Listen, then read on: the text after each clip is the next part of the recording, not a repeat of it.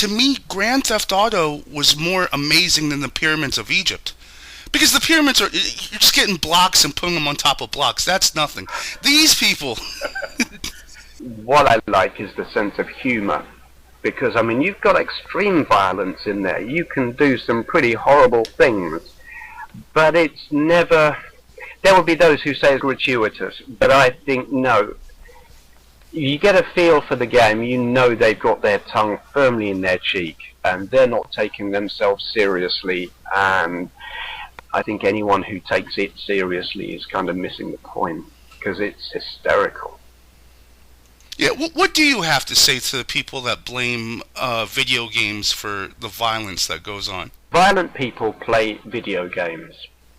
Video games don't make violent people. I think it's ridiculous. What's your oldest console right now? You said it was the Atari, made in '77? No, I've got one that's older than that. I'm just looking at it. It's a Radafin 1392. That was made in 1976. I've got another thing here it's called a Grandstand. It would be known as a D70. I think that was possibly made in 76, though I might be wrong. They're kind of rubbish.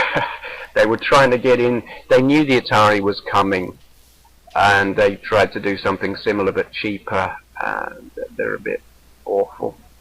So what's happened to Atari? Do they just make video games now, and they're no longer concerned with any type of console production?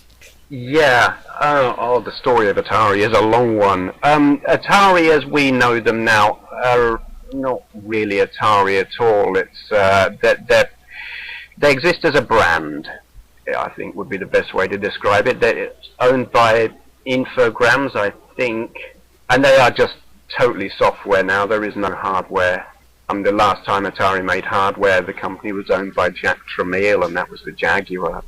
Yeah, that didn't go down too well. Yeah, now it's entirely software, and it's very sad, because I thought they had a style all of their own that's really missing from gaming these days. If I'm a billionaire, and I've just hired you to be my consultant, and I come up to you and I say, look, Steve, I want to get into the video game business. How do I get into this business as far as what should I get involved with? Should I come out with a new console and attempt to take down the Xbox and the 360, or do I just start producing software for them? Okay. This might not be successful, but this is what I would say. Build a cheap, self-contained computer with its own operating system that is powerful enough to compete with the modern consoles, and have it as an open system so anyone can develop for it. You would need to make your money from the hardware. May I suppose you could charge like a license fee or whatever for the software developers or something. But well, yes, the machine I'm talking about is an Amiga. We need someone to build a self-contained computer that is doesn't have 5 billion different options or types of graphics card that it could have. Here's your architecture. This is what it's going to be. So developers know what they're developing for. Needs to be cheap. Needs to be logical and simple, and not have Microsoft operating system on it. I know companies are trying to do that. I think something like that needs massive backing, which those companies probably don't have. It worked once before. Could work again. What's your favorite game for every system you can easily name? Like, I want to rattle your head because I know you got 90 systems, but just like really quick, like for the Atari, your favorite is such and such. For the PlayStation, or you want my favorite on a handful of, or a favorite that's on multiple systems? Both. Okay. I'll tell you my favorite. Full stop is Gran Turismo. I'll say Gran Turismo 5 just because it's the most recent one, but I mean, I've got every version of it. Just, I love that. But I mean, that is a PlayStation exclusive.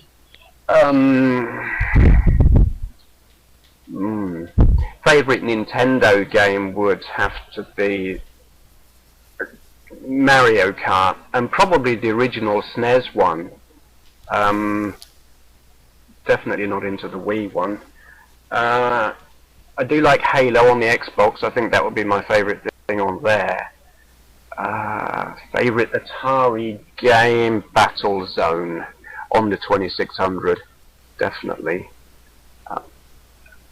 Thinking now, so many, so hard to think of them all. I'm looking around the room. I've got I've got cartridge boxes surrounding me, and I'm thinking, oh, what about that one?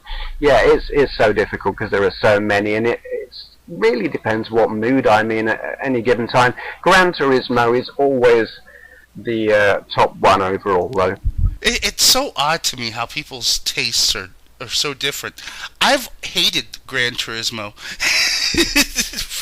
It's not just Gran Turismo, it's all racing games. I am horrible. The only racing game I've ever been any good at was the 3 Extreme for the PlayStation 1, which is my all-time favorite racing game. But every other racing game, I can't race worth a damn. I lose every race I'm in. I'm always scraping up against the wall, and I'm horrible at these racing games, and I don't know what it is. But some people they either got it or they don't, and I don't have it when it comes to these racing games.